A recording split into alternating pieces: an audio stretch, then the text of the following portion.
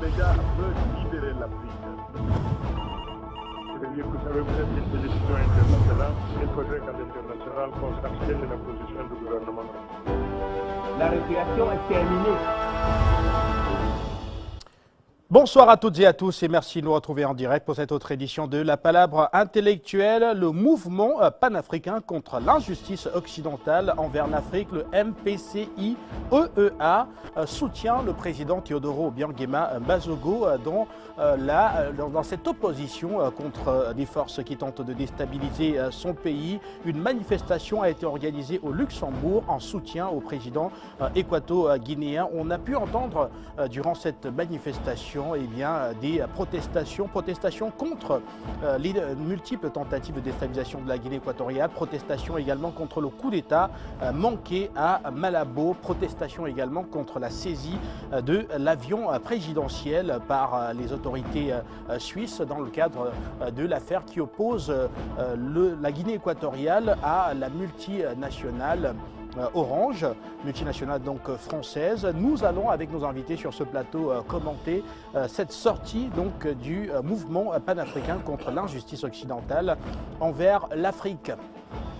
Et toujours dans l'actualité, nous allons également ce soir sur le plateau nous concentrer sur la sortie du président sud-soudanais Salva Kiir, qui a amnistié son principal opposant Riek Machar ainsi que les autres groupes armés. Une déclaration qui arrive alors que le gouvernement et l'opposition ont signé un accord de partage du pouvoir et que les négociations sont toujours en cours. Mesdames et messieurs, merci de nous retrouver en direct pour cette autre édition de La Palabre intellectuelle.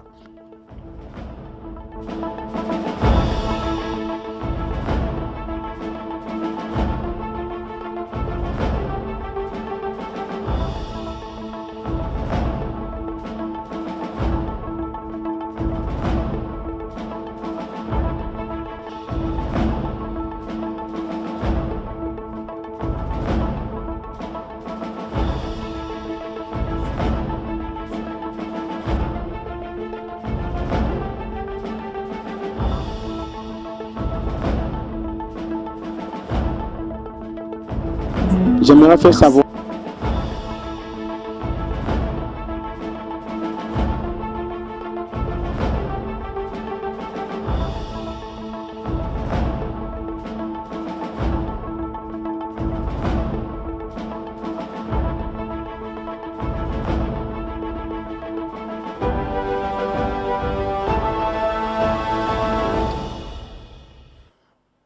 Et voilà, une fois de plus, merci de nous retrouver sur le plateau de La Palabre intellectuelle. Et nos invités sont déjà sur ce plateau. Deux faits marquants de l'actualité retiennent notre attention. Le premier fait marquant, c'est bien sûr cette manifestation organisée au Luxembourg en soutien au président Teodoro Obiang-Nguema Mbasogo de la Guinée équatoriale.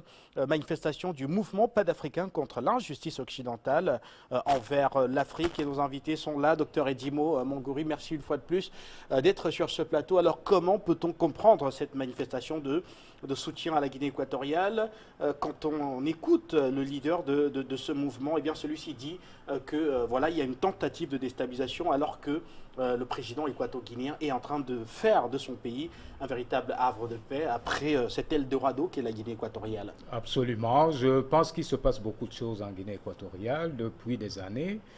C'est un des pays naturellement qui a été frappé également par le retournement des tendances, des cours des matières premières, mais au regard des réserves que le pays avait constituées, il a pu tenir la route. Et aujourd'hui, naturellement, les prix sont en train de se relever.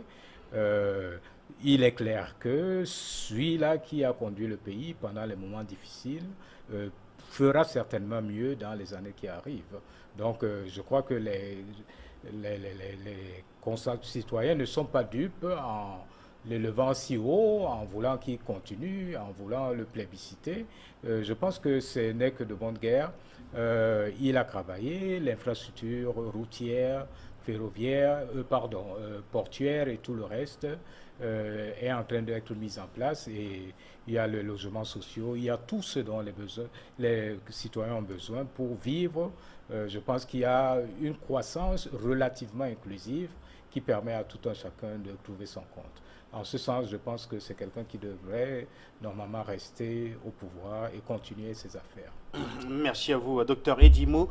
Et également Célestin Djamène, qui est déjà sur ce plateau après une conférence de presse donnée à Yaoundé. On y reviendra certainement tout à l'heure. Mais pour l'instant, quand vous apprenez que ce mouvement, que des Africains de la diaspora soutiennent le président Teodoro Obiang Nguema Mbasogo de la Guinée équatoriale et luttent avec lui contre les tentatives de déstabilisation, pour vous, qu'est-ce que cela signifie?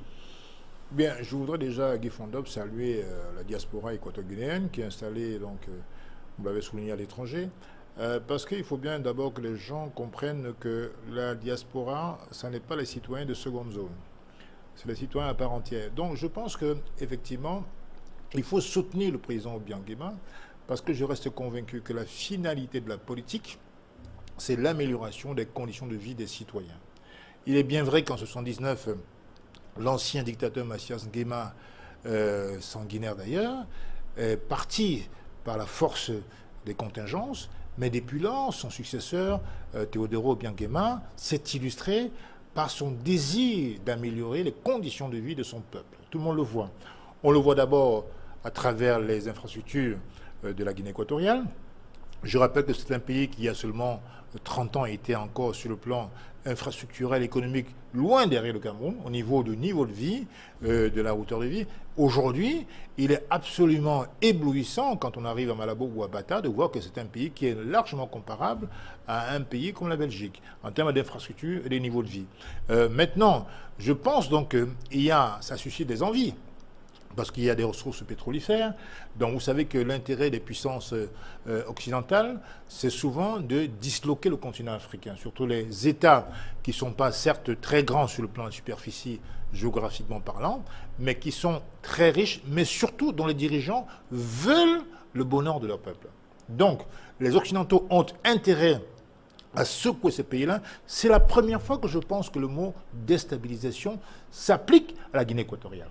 Autant je le dénonce violemment parce que c'est une forme d'hypocrisie pour d'autres pays, mais pour la Guinée équatoriale, on voit bien les gros yeux qui viennent parce que ce petit pays est une espèce, vous l'avez dit, d'Eldorado, et dont le président a le souci justement de laisser un héritage tout à fait acceptable. D'ailleurs, il annonce d'ici la fin de son prochain mandat, qu'il ne sera pas candidat, n'est-ce pas, à sa propre succession. Donc je crois que ça parle au Cameroun, comme à d'autres pays d'Afrique. Bien sûr, récemment encore, Kabila l'a fait aussi. On a envie que cet état d'esprit embrasse toute l'Afrique et que l'Afrique sache qu'il y a des transitions générationnelles qu'il faut opérer. Donc je salue le président Obiang Nguema, je salue qu'il ait compris, je ne sais pas s'il a fait Sciences Po, que la finalité de la politique, c'est enfin de donner de la joie de vivre et du bonheur à son peuple. Merci à vous, Célestin Djamène. Désormais, vous êtes membre du mouvement pour la renaissance du Cameroun, le MRC. Tout à fait. Vous vous êtes engagé d'ailleurs lors d'une conférence de presse donnée hier à Yaoundé. Vous êtes également analyste politique et vous êtes sur ce plateau avec nous. C'est un plaisir. On va à présent aller au Luxembourg, retrouver donc cette manifestation du mouvement panafricain contre l'injustice occidentale envers l'Afrique en soutien au président équato-guinéen au cœur de ces multiples tentatives de déstabilisation et après le coup d'État manqué qu'a connu le pays il y a quelques mois. J'aimerais faire savoir à tous mes frères africains ici présents que cette action n'a été financée par personne d'autre à part les membres du mouvement. Nous sommes ici à Kokochawa, au Luxembourg, ce 14 juillet 2018, pour dire non au coup d'État et non à la déstabilisation de la paix en République de la Guinée équatoriale, soucieux de bien-être de notre mère Afrique.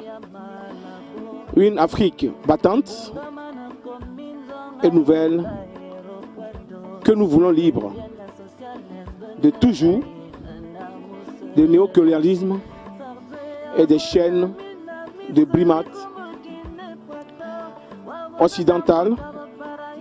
Aujourd'hui, en effet, le président Teodoro Obiang est celui qui, depuis des années, s'acharne à faire de son pays l'Eldorado, sinon l'oasis d'Afrique. Il est celui qui se soutient du bien-être de la jeunesse du pays, en particulier, et de l'Afrique en général. Un chef d'État qui ne recule devant rien pour créer des emplois, autant dans son pays qu'ailleurs. Un chef d'État qui n'est pas prêt à se laisser corrompre par l'Occident, car l'intellectuel de son État a choisi de faire bénéficier au peuple de la richesse minière qui a été offerte à leur sous-sol par la nature et d'ainsi développer son pays afin que les fils et filles de la Guinée équatoriale en particulier et de l'Afrique en général n'aient rien à envier à l'Occident. Je viens en fait pour vous dire encore que ce président, lors du cyclone Katrina aux États-Unis, a donné 500 000 aux Américains. Peut-on désirer changer un tel chef d'État au point d'intenter un coup d'État contre sa personne? Non. Change-t-on une équipe qui gagne? Non. Ne laissons pas l'Occident nous bluffer. Peu importe le nombre d'années qu'il fait au pouvoir, du moment qu'il gère bien son pays, toute l'Afrique se doit de s'unir à sa morale pour vaincre l'Occident. Car si la plupart des chefs d'État d'Afrique suivaient son exemple en ce qui concerne la gestion des patrimoines nationaux, l'Afrique serait de très loin plus développée que l'Occident, car, dit-on, un peuple et son exécutif et son législatif sont à l'image d'une femme et de son mari et de leurs enfants. Quand un tiers commence par s'ingérer dans une famille, c'est pour la détruire. Ce qui n'est d'ailleurs à l'avantage ni de la femme, ni du mari, ni des enfants. Peu importe le nombre d'années que dure ce mariage, du moment que l'homme soit un bon mari et un bon père de famille, changer le conjoint serait une erreur fatale dont la femme ne s'en remettrait jamais. Les enfants encore moins, puisque ce changement déstabiliserait le fonctionnement de toute la famille. Peuple africain, méfions-nous des sous-attendus de l'Occident, prétextant nous aider à sortir d'un régime ayant trop duré au pouvoir. Car c'est souvent quand les exécutifs d'un pays donné ne cèdent pas aux manigances de brimades de l'Occident, en particulier du pays que vous le savez, la France, qu'ils prétendent un régime ayant trop duré et qu'à défaut de le faire chuter, ils orchestrent des coups d'État avec des traites d'Afrique. Nous n'avons que, par exemple, Son Excellence Obiangema Mbazogo, le grand leader de la nation équato-guinéenne. J'aimerais faire savoir à tous mes frères africains ici présents que cette action n'a été financée par personne d'autre à part les membres du mouvement. Nous sommes ici à Kokochawa, au Luxembourg, ce 14 juillet 2018, pour dire non, non au coup d'État et non à la déstabilisation de la paix en République de la Guinée équatoriale. Soucieux de bien-être de notre mère Afrique. Une Afrique battante et nouvelle que nous voulons libre de toujours de néocolonialisme et des chaînes de brimades occidentales. Aujourd'hui, en effet, le président Teodoro Obiang est celui qui, depuis des années, s'acharne à faire de son pays l'aide de l'Ardo, sinon l'oasis d'Afrique. Il est celui qui se soutient du bien-être de la jeunesse. Voilà, et retour sur le plateau de la Palabre intellectuelle après avoir donc suivi cette manifestation du mouvement panafricain contre l'injustice occidentale envers l'Afrique. Et je commence par vous, Célestin Djamène. Alors, qu'est-ce que vous retenez de l'engagement de cette ONG panafricaine qui lutte, qui s'oppose contre les déstabilisations sur le continent africain?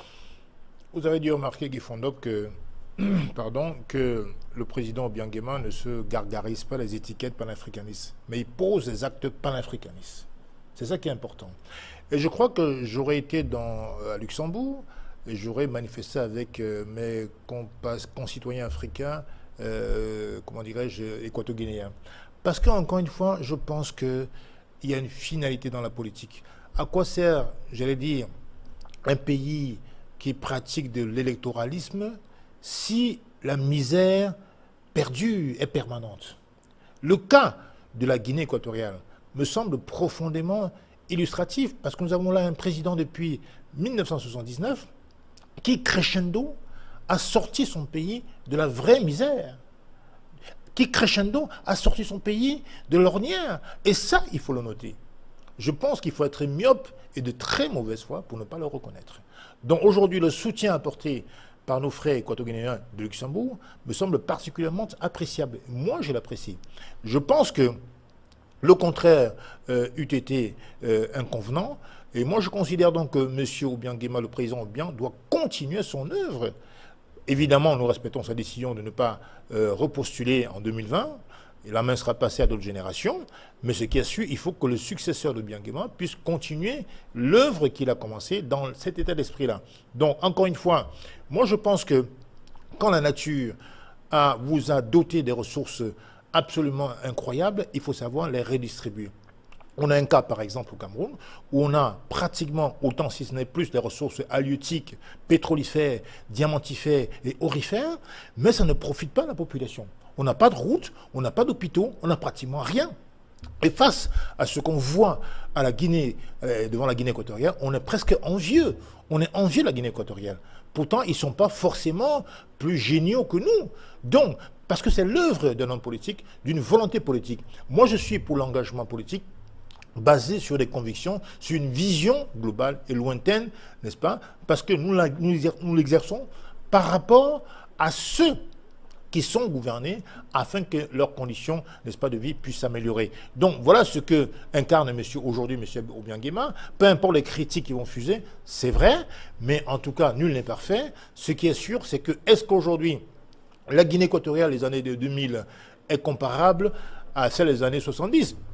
Quand il a pris les rênes du pouvoir, la réponse est non, bien évidemment. Aujourd'hui, on voit une Guinée équatoriale resplendissante, qui respire, avec des belles autoroutes, de belles infrastructures, et même des prisons VIP, si j'ose dire, qui sont devenues des choses ordinaires là-bas. Je crois que beaucoup de pays en Afrique devraient en tirer graine, et il faut donc saluer ces manifestants qui appuient et qui soutiennent l'action du président Obiang Nguema Bazogo. Merci à vous, Célestin Djamène.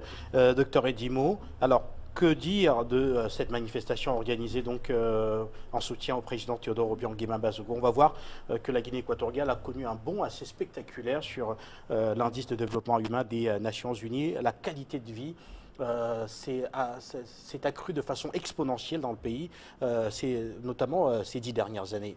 Absolument, c'est un pays qui est exemplaire à tout point de vue, notamment pour ce qui est de l'indice de développement humain, pour ce qui est également, je dirais même, l'inclusivité de la croissance, parce qu'en fait, il s'agit plus de ça. Partager les fruits de la croissance à tous les citoyens, voilà ce qui est important. On est là pour réduire les vulnérabilités, pour réduire les exclusions, les marginalisations. Bon, c'est une société qui fait tout pour aller dans la bonne direction. Ça nous rappelle d'ailleurs ce qui se passe un peu plus au sud, mais à l'est du sud, au Botswana, où nous avons un modèle semblable, un grand champion également de la croissance inclusive. De ce côté, on note par exemple que depuis la petite enfance jusqu'à l'université, les enfants, les étudiants n'ont pas à payer des frais de scolarité ni de frais d'accès aux services de santé. Je pense que du côté de Malabo, il y a également cette tendance. On ne l'a pas encore totalement exprimé, mais je souhaite que ce paradigme continue, qu'il s'approfondisse, qu'on aille dans les détails, qu'on touche pratiquement tous les domaines. Mais je souligne aussi que pour que ces pays restent et continuent à progresser, il est surtout important aussi qu'ils mettent beaucoup d'efforts dans la formation des populations, parce que vous savez, pour qu'un investissement tienne longtemps, il faut bien qu'il y ait des gens qui le soutiennent, des gens bien formés, il faut qu'il y ait des gens qui puissent développer aussi d'autres activités, parce qu'en fait, là, il faut également dire que naturellement, on l'a vécu il y a quelques 2-3 années, on a vu jusqu'à quel point l'économie était quand même focalisée essentiellement sur la ressource extractive, ce qui est une limite. Je pense qu'on a pris suffisamment de recul entre-temps pour constater qu'il faut quand même penser à diversifier davantage, à aller peut-être dans le sens des services, puisque la population n'est pas si importante pour faire certains travaux. Mais je pense que c'est un très gros modèle. Le cas de la Guinée équatoriale devrait enseigner pas mal de pays. Nous voyons d'autres pays qui ont du pétrole et où, comme l'Angola et d'autres, et où on n'a pas l'impression que tout le monde accède véritablement aux fruits de la croissance. Donc c'est un gros modèle. Je salue M. Obiang Nguema et surtout je salue également sa décision de vouloir mettre fin à sa carrière politique. Je pense que c'est une bonne chose. J'espère seulement que les successeurs feront mieux que lui. Merci.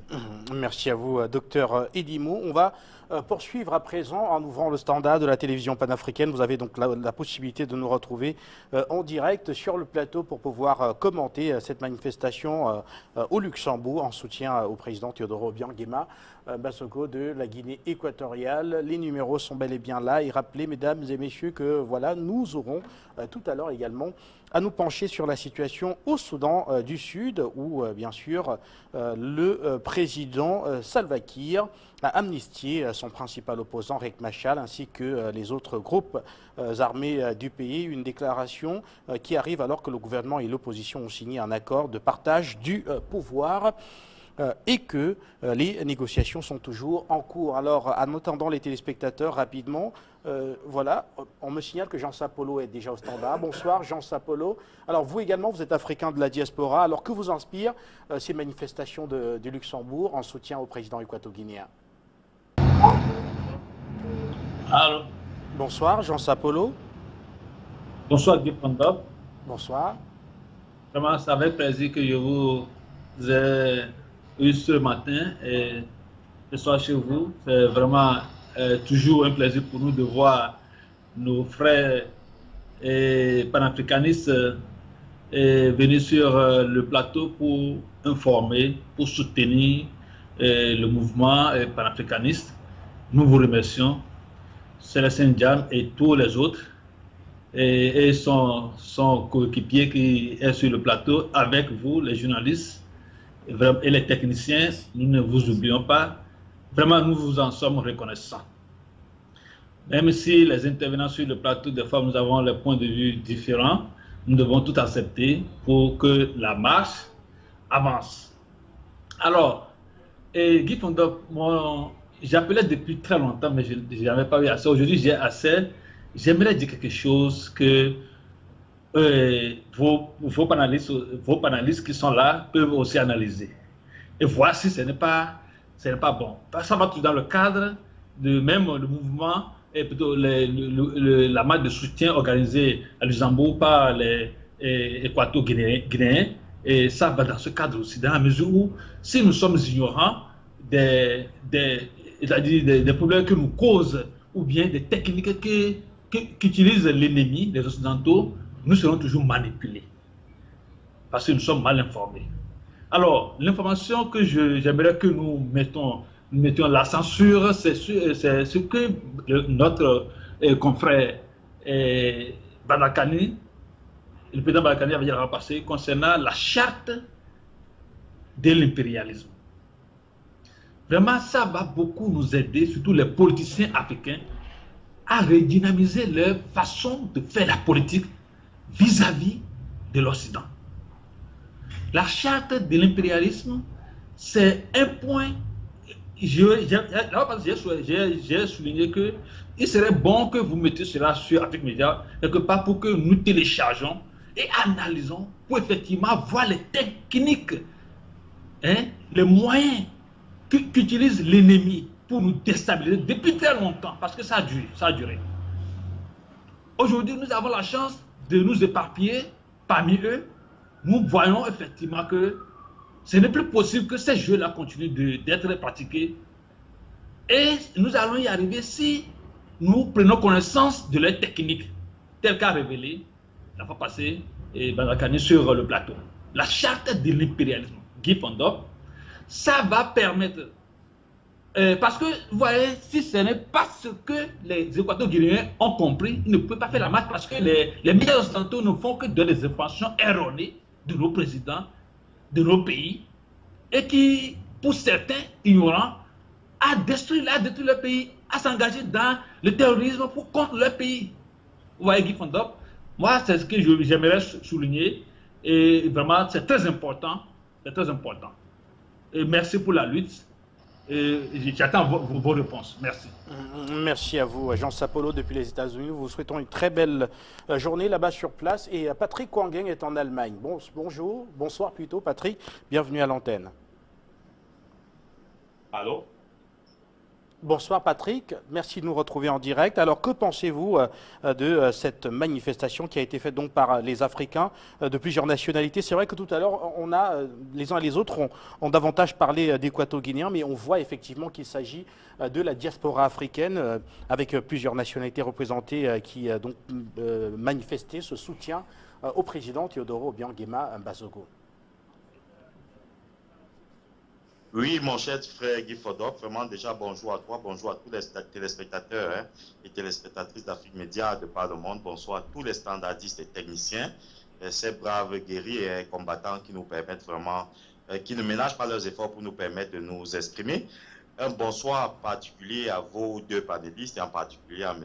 Jamen, qui fait l'objet de beaucoup de questionnements, disons comme ça ces derniers temps, mais je l'encourage toutefois dans cette prise de position-là, surtout qu'il ne change que de chambre dans la maison et il ne se comporte pas autrement. Donc, il est dans le combat pour le changement. Donc, du courage. Donc, concernant effectivement cette marche, mon cher frère Guy Fondop, cette manifestation au niveau du Luxembourg par cette diaspora équato-guinéenne, je soutiens et je dis bravo. C'est ainsi que les diasporas africaines doivent aussi se comporter. Et quand j'ai dit cela, mon cher frère Guy Fondop, j'aimerais surtout attirer l'attention sur un élément. Nous, lorsque nous organisions la toute première marche européenne contre Boko Haram qui frappait le Cameroun, il y a de cela quelques 3-4 ans, ici au niveau de l'Allemagne, nous avions pris soin, parce que c'était une marche contre Boko Haram, dans ces frappes contre le Cameroun, je dis bien, on a pris soin de ne pas tomber dans un piège. Je ne sais pas si c'est parfois même inconscient. Ce piège-là, ce sont des... C'est que mon aîné, Charles Ateba, il n'est pas à son âme, aimait toujours le dire. Ce sont des aspects sémiotiques, c'est-à-dire les aspects de signes. Parce que nous avons pris soin de ne pas porter des t-shirts à l'effigie du chef de l'État. On est allé soutenir le pays, l'État, et pas un homme. Parce que voyez-vous, il est difficile parfois pour des esprits lucides et neutres qui écoutent de tels propos, dire qu'on n'a pas été financé par. Pourtant, tous les t-shirts sont floqués à l'effigie d'eux. C'est trop difficile, c'est la sémiotique, c'est le langage des signes. Et forcément, vous n'allez pas interdire des gens de penser que vous n'avez pas été financé par le chef de l'État. C'est un culte de la personnalité, parfois même inconscient. Donc, il est important que de telles marches, lorsqu'elles se répéteront dans le monde, qu'elles soient faites de manière neutre. Et si même possible, pourquoi pas floquer les t-shirts à l'effigie du président de la République et de tous les leaders politiques. de ce pays-là. Donc, voilà simplement le seul bémol que je peux évoquer là, afin que nous ne tombons pas dans cette répétition des petites erreurs en termes d'image. Mais Patrick Kouanguin, cette marche-là pour la Guinée équatoriale et cette manifestation, et je dis merci à son Excellence Obiangema Bazogo pour la décision qu'il prend de céder la main bientôt, parce que c'est effectivement, nous sommes en train de vivre un vent. Nous sommes en train de vivre un vent qui, que ce soit de la volonté de nos chefs d'État, chez certains, que ce soit de la volonté de l'air du temps, qui met la pression à tous les niveaux de renouvellement, alors nous sommes preneurs. Nous, la jeunesse, sommes preneurs. Donc vraiment, ce vent-là, certains ne doivent pas, doivent tout faire pour surfer sur cette vague-là et se faire emporter par ce vent-là. C'est un vent positif, très positif pour les États africains et surtout une partie de l'Afrique qui est la zone francophone qui a toujours presté de manière négative par ce cumul perpétuel de mandats où on ne voit pas les résultats sur le terrain et dans la marmite de la ménagère. Donc vraiment c'est un bon signe. C'était hier la RDC, République démocratique du Congo, avec l'annonce du chef de l'État actuel, M. Joseph Kabila. C'est tout récemment encore avec le président équato-guinéen qui va laisser la main bientôt. Et c'est même encore tout proche avec M. Alassane Ouattara qui a annoncé effectivement qu'il ne compte pas briguer ce mandat-là et libérer 800 prisonniers, même si ce n'est pas de gré, nous sommes toujours preneurs. Parce qu'on est dans un vent de changement et ceux qui refuseront d'y adhérer seront simplement balayés par le peuple qui est souverain. Donc vraiment, du courage à monsieur son excellence Obiangema pour tout le boulot infrastructurel dans le domaine des soins de santé, avec des hôpitaux à la pointe, dans le domaine des routes qui sont le facteur de meurtre dans un pays à côté.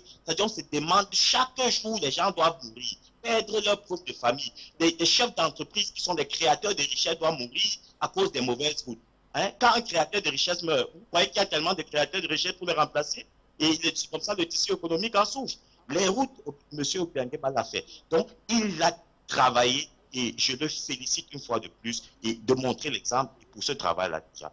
Merci mon cher frère pour le travail que vous faites en avant Afrique Média. Merci à tous les panélistes. Bravo.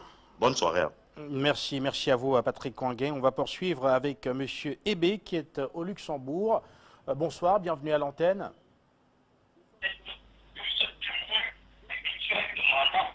Bonsoir. Oui, allô? Bonsoir, bienvenue à l'antenne. Bonsoir. Oui, bienvenue, merci. Nous vous écoutons, allez-y. Je me présente. Oui. Je me présente. C'est M. Aguiar, le président du mouvement panafricain contre l'injustice occidentale envers l'Afrique. Depuis le Luxembourg. Effectivement, M. Aguiar. Je suis toujours vos émissions à chaque fois, donc je suis très fier. Je vous écoute.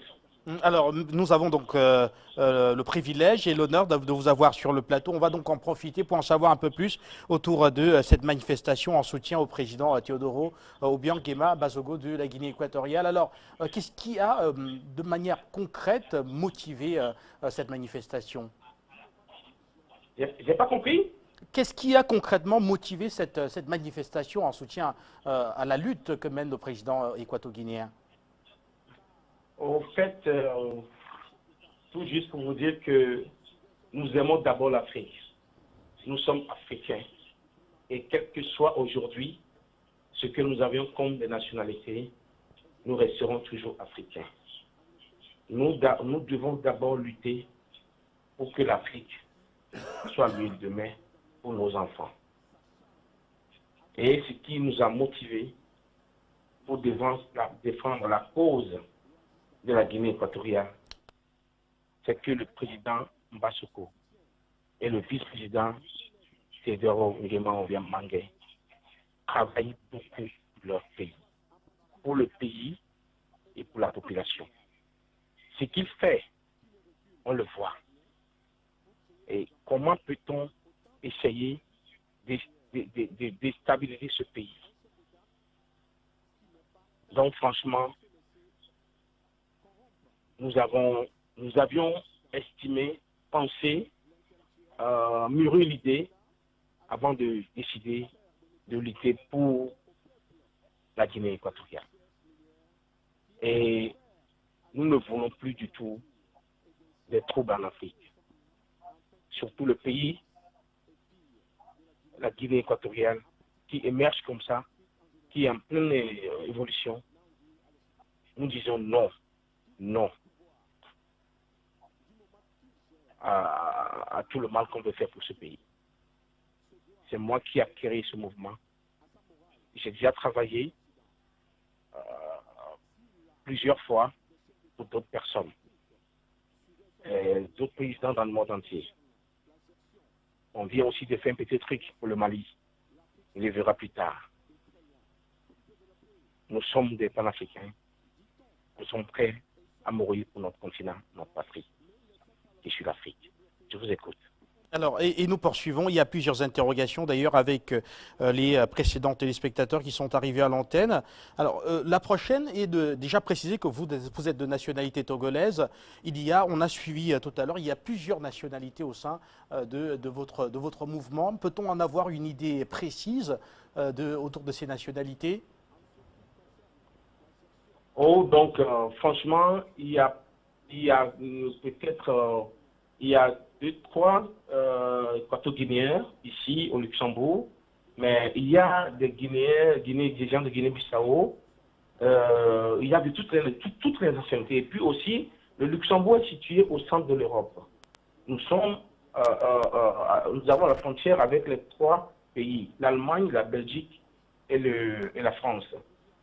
Donc quand nous avions quelque chose à faire, tout le monde vient pour nous prêter main forte. Vous comprenez? Et tout le monde soutient ce que j'ai démarré. Et il y a beaucoup de gens derrière moi. Moi-même, je suis cuisinier pâtissier et du métier. Et je fais le panafricanisme aussi à côté. Voilà. Et je suis d'origine togolaise. Alors, on a également écouté notre téléspectateur Patrick Wangen qui nous a retrouvés depuis l'Allemagne, avoir un souci quant à ce que vous aurez été soutenu directement même par le président Obiang, parce qu'il parlait bien sûr des t-shirts que vous avez, qui sont tous à son effigie. Alors, de l'organisation, comment est-ce que vous avez procédé pour ce qui est des moyens financiers? Je vous le dis tout clairement. Je vous le dis tout clairement, c'est moi-même qui finance tout. Je n'ai jamais vu le président Obiang de ma vie, ni le vice-président de ma vie. Donc, je suis l'auteur, je suis celui qui apporte toute aide financière avec les autres personnes, les autres membres du mouvement qui me soutiennent. Nous travaillons ensemble. Sans vous mentir, je n'ai aucun soutien d'autre part. Donc, je tiens à ce que les gens le sachent très bien, que personne n'est derrière ça sauf moi-même. Les tricots, les t-shirts, je les ai fait faire ici au Luxembourg. Pas mes moyens. Voilà. Et donc, merci à vous, M. Eden. Rappelez que vous êtes le président donc, du mouvement panafricain contre l'injustice occidentale envers l'Afrique, en abrégé MPCIOEA, et que vous avez donc donné une manifestation en soutien au président équato-guinéen au cœur de la déstabilisation qui vise son pays. Alors, vous annonciez tout à l'heure une autre manifestation, cette fois-ci pour soutenir le Mali. Peut-on en savoir un peu plus ? Oui, bon, au fait, c'est que après les élections du 29 juillet passé, nous étions très contents de ce qui s'est passé. Et nous félicitons, nous partons. Vous saurez quand le moment va venir, en tout cas. Vous en saurez plus quand le moment viendra. Vous en saurez plus. Merci à vous. Merci à vous donc d'avoir été au standard de la télévision panafricaine. Et nous revenons sur le plateau avant de repartir au standard pour prendre une première réaction. Je commence par vous, docteur Edimou, après avoir écouté le président même de ce mouvement panafricain contre les déstabilisations sur le continent africain. Alors, il a levé plusieurs équivoques, notamment sur la question du financement ou encore sur les nationalités au sein de ce mouvement. D'aucuns pensaient tout à l'heure que c'était un mouvement essentiellement équato-guinéen. Ben écoutez, on ne peut que saluer ce genre d'initiative. Vraiment, c'est quelque chose de grandiose. Et moi, je dirais, il faut peut-être multiplier ce genre d'initiative de ce côté, en Occident, aux États-Unis, en Europe, un peu partout. Parce que véritablement, ce n'est qu'un début. Hein. Nous sommes juste au début. En fait, on le dit souvent, mais peut-être qu'on ne le comprend pas assez. Mais il y a une recomposition en profondeur des rapports de force traditionnels depuis pratiquement 2-3 décennies. En fait, j'aime bien le rappeler, en 1990, les pays de l'OCDE, les pays les plus riches du monde, pesaient pour 69% du PIB mondial. En 2017, ils ne pesaient plus que 38%. En 1990, les États-Unis représentaient 22% du PIB mondial. En 2017, ils sont à 15%. La Chine était à 1% à 1990. Elle est à 15% aujourd'hui avec les États-Unis. Et ce mouvement n'est qu'à son début. Parce que dans 30 ans, plutôt en 2030, donc disons d'ici 10 ans, sur les 10 plus grandes puissances du monde, 5 seront de l'Asie. Beaucoup d'autres vont reculer. En fait, la Chine, en termes de PIB global, va passer devant les États-Unis. Et autour de 2030-2035, l'Inde sera passée devant les États-Unis également, d'après les projections. Et entre-temps, l'Indonésie aura dépassé et le Japon et l'Allemagne. Donc, en fait, c'est un mouvement qui est parti pour durer, parce qu'en fait, le fait discriminant dans tous ces processus, c'est qu'en fait, la masse critique démographique est si importante que tout développement va toujours beaucoup plus loin, à la différence des pays occidentaux qui se sont développés avec des petites quantités de population. L'Indonésie, ça fait presque 400 millions d'habitants. L'Inde, c'est 1,5 milliard. La Chine, c'est 1,5 milliard. Donc, c'est des pays, dès que ça carbure, c'est parti. Donc, ces mouvements ne vont pas s'arrêter. À la fin, c'est l'Afrique qui va suivre parce qu'en fait, la force démographique sera beaucoup, beaucoup plus installée en Afrique que partout ailleurs. Parce qu'en fait, toutes les autres régions du monde, depuis bien longtemps, ont fait leur transition démographique. Donc, l'Afrique, on le sait, eux, ils le savent très bien de ce côté parce qu'ils travaillent quand même avec des données d'intelligence économique. Ils se projettent dans l'avenir. Ils savent que l'essentiel va aller vers l'hémisphère sud et à la fin vers l'Afrique. Donc, il faut déstabiliser au plus tôt. Bien entendu. Et nous allons prendre Théophile avant de vous donner la parole, Célestin Djamène. Nous prenons Théophile qui nous retrouve depuis le Bénin. Bonsoir Théophile, bienvenue. Bonsoir. Bonsoir le panel. Bienvenue à l'antenne Théophile. Vous êtes à Cotonou. Bonsoir tout le panel, je vous salue. Merci. Et je salue les téléspectateurs de toute l'Afrique. Bon, monsieur Griffondor, il y a une question que nous devons nous poser. Est-ce que, d'après l'acte que la diaspora a posé, on a encore besoin de commenter là-dessus, soi-disant qui a payé ou bien qui a fait les t-shirts, si vous me comprenez bien. C'est un acte d'encouragement. Donc, il faut que nous, les Africains, que nous soyons cohérents et que nous, toutefois que chacun de nous se lève et pose un acte qui va vers l'encouragement, qu'on doit l'accepter. Ce n'est pas maintenant, le monsieur, il me semble maintenant, il doit être un peu frustré. Soi-disant, il a pris l'argent chez Obiang Guéma pour pouvoir faire les t-shirts. moi je vois là que s'il y a des actes d'encouragement, levons-nous tous ensemble. Si c'est vous qui avez le pouvoir de le faire, faites-le. Je crois que c'est de là que moi je veux me peser. Je ne vois pas pourquoi le titulaire, le monsieur qui a organisé cette sortie, soit venu encore là-bas pour parler de comment il a pu faire le jeu. Est-ce que vous comprenez? Si il a fait, encourageons-le partout, encourageons-le, que d'autres aussi se lèvent et qui posent les mêmes actes. Nous sommes là pour ça et non pour chercher comment, si en tant qu'Africains, il faut qu'on se supporte. Voilà tout ce que j'ai à amener. Merci à vous Merci. Théophile pour cette contribution depuis Cotonou, la capitale du Bénin. Et voici Salomon qui nous retrouve. Bonsoir Salomon, bienvenue à l'antenne. À ton panel, bonsoir, merci de me prendre à l'antenne. Moi, je vais faire déjà, je félicite le président Obiang pour ce qu'il a fait, mais on ne serait pas là en train de le féliciter aujourd'hui si le coup d'État avait réussi. Donc, je félicite l'armée camerounaise par la suite. Parce que grâce à l'armée camerounaise, l'armée tchadienne, la Côte d'Ivoire, pas la Côte d'Ivoire, la Guinée équatoriale est debout avec son président qui a fait tout ceci. Donc, il faut féliciter ça, il ne faut pas commencer à féliciter ce que j'en en pleurs. Donc, ceux qui militent pour que le Cameroun sombre doivent savoir que le Cameroun sombre, la Guinée équatoriale sombre, parce que les réfugiés vont aller là-bas et l'économie va prendre un coup. Donc, si on veut sauvegarder un pays dans la sous-région, sauvegardons tous les pays pour que la stabilité règne.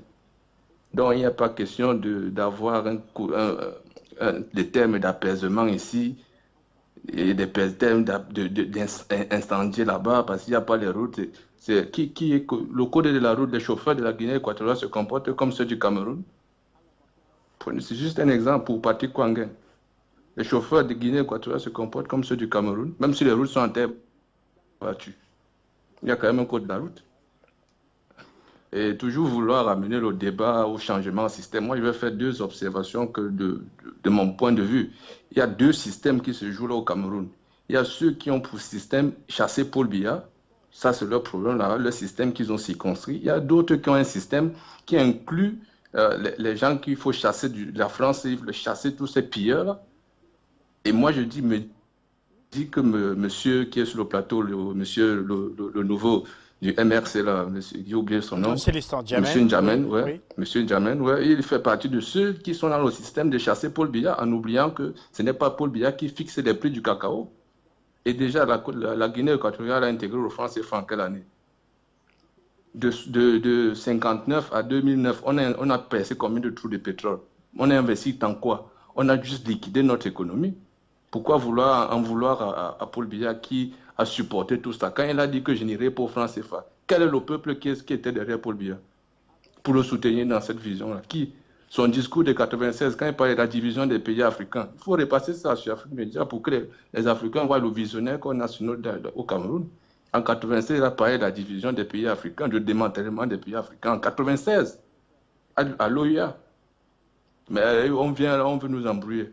Non, il faut avoir des débats cohérents, que ceux qui veulent militer pour que Paul Biya parte, ils viennent avec des débats cohérents, pas réfléchir sur son âge, sur sa durée au pouvoir, sur ceci. Venez nous édifier, c'est tout, avec la vérité.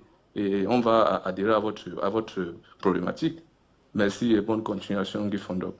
Merci à vous pour cette contribution au standard de la télévision panafricaine. Célestin Djamène, vous voulez réagir, mais ce sera dans quelques instants, juste après. Stéphane, qui est à Yaoundé, au Cameroun. Bonsoir Stéphane. Oui, bonsoir Monsieur Guy Fondop. Bienvenue à l'antenne. Merci et bonsoir aussi à tous vos panélistes.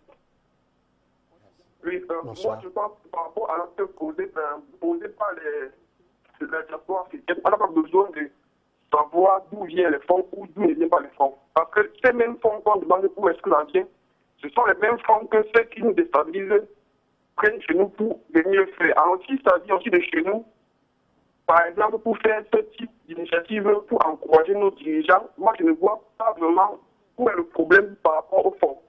Ce que nous devons faire, c'est nous organiser pour encourager nos chefs d'État. Et par exemple, si je félicite beaucoup le président équato-guinéen, M. Obiang.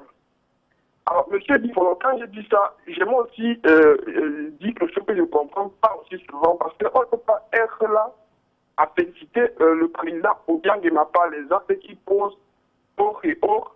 Mais aussi, du même côté, on tire sur M. Bia, on sait que c'est aussi ce même M. Bia qui passe son temps à diriger les coups d'État comme ce même président Obiang et Alors, je ne comprends vraiment pas la démarche ou la cohérence de certains nouveaux panélistes. Je préfère même pas indexer qui que ce soit, mais vraiment, c'est...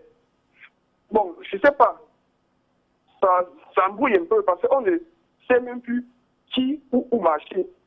Quand M. Bien est attaqué de l'extérieur par les forces exogènes, mais encore à l'intérieur du pays, il y a encore des gens qui se disent patriotes qui sont encore en train de leur combattre de l'intérieur. Et ces miens se disent panafricanistes. Par là aussi, j'aimerais aussi saluer le président Balakani et Maire Mouvassé. C'est deux messieurs qui méritent ce titre.